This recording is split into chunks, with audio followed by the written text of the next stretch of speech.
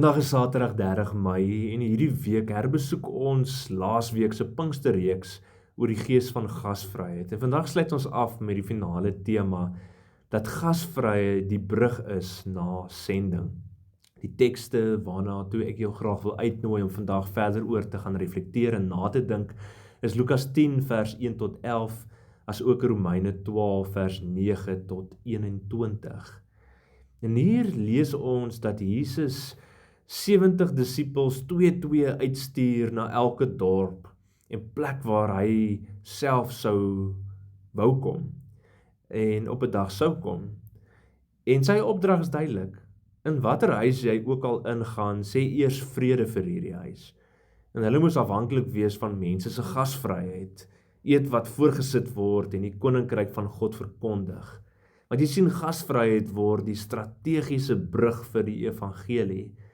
Deur in huise in te gaan, bou die disippels verhoudings, bring dit genesing en skep 'n platform vir die woord om dit te ontvang. In Romeine 12 vers 9 tot 21 vul dit dan verder aan deur om te sê, laat die liefde ongeveins wees. Wees gasvry teenoor mekaar, seën die wat julle vervolg, oorwin die kwaad deur die goeie. Sjoe, teologies is gasvryheid sending in aksie.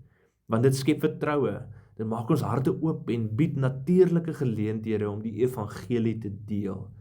En in die vroeë kerk het gasvryheid die boodskap vinnig van huis tot huis laat versprei. En vandag kan ons huise as sendingsbasisse gebruik word. Bure nooi vir ete, studente of nuwe intrekkers verwelkom, en vlugtelinge ondersteun. Jy sien, gasvryheid bou bru oor kulturele en sosiale gapings en oorkom agterdog met praktiese liefde.